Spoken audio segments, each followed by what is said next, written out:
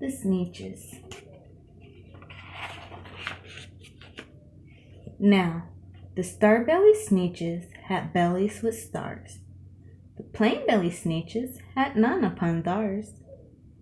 Those stars weren't so big, they were really so small. You might think such thing wouldn't matter at all.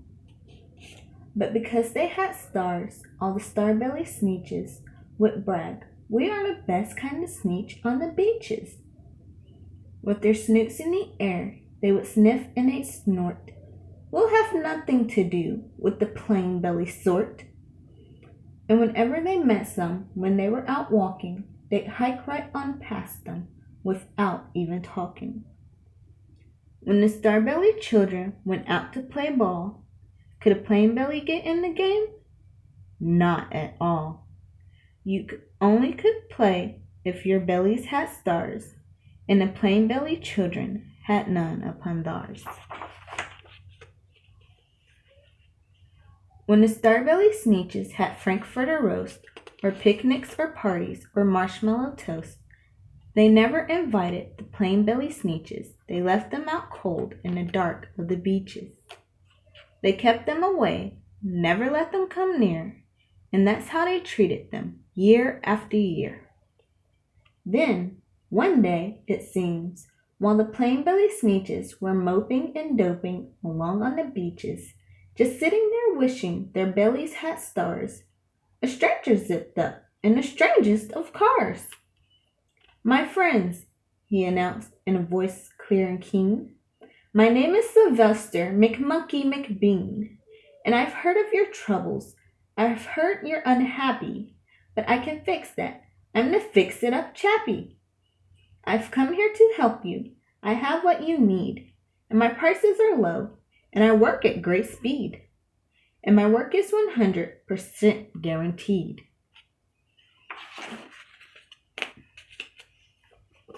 Then, quickly, Sylvester McMonkey McBean put together a very peculiar machine, and he said, "You want stars like a star-belly Sneetch? My friends, you can have them for $3 each. Just pay me your money and hop right aboard." So they clambered inside. Then the big machine roared, and it clunked, and it bumped, and it jerked, and it burped, and it bopped them about. But the thing really worked. When the plain-belly Sneetches popped out, they had stars. They actually did. They had stars upon theirs.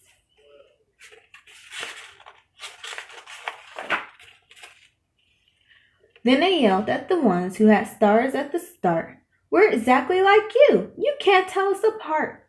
We're all just the same, now you snooty old smarties, and now we can go to your Frankfurter parties." "Good grief," groaned the ones who had stars at the first. "We're still the best Sneetches, and they are the worst. But now, how in the world will we know," they all frowned, "if which kind is what, or the other way around?" Then up came McBean with a very sly wink, and he said, "Things are not quite as bad as you think.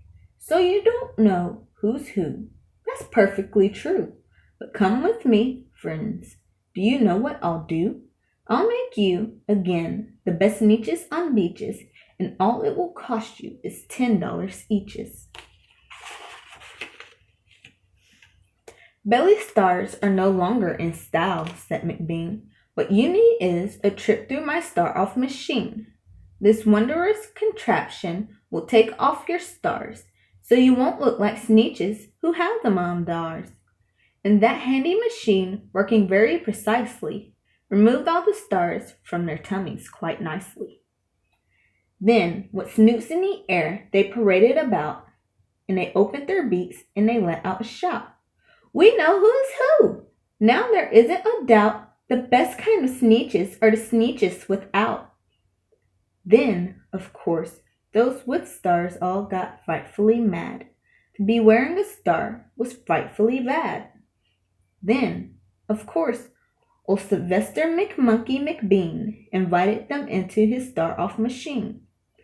Then, of course, from then on, as you probably guessed, things really got into a horrible mess.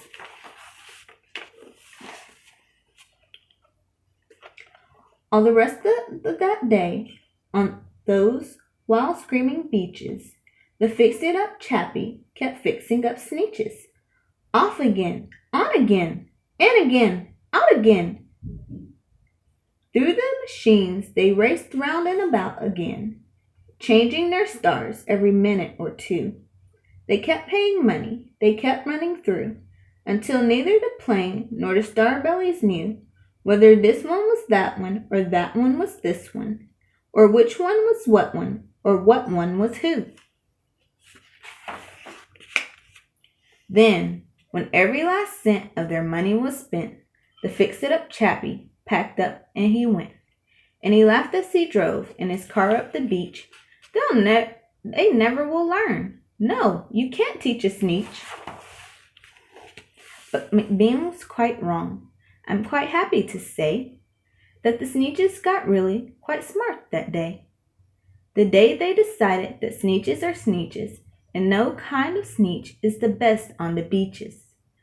That day, all the Sneetches forgot about stars and whether they had one or not upon theirs. The end.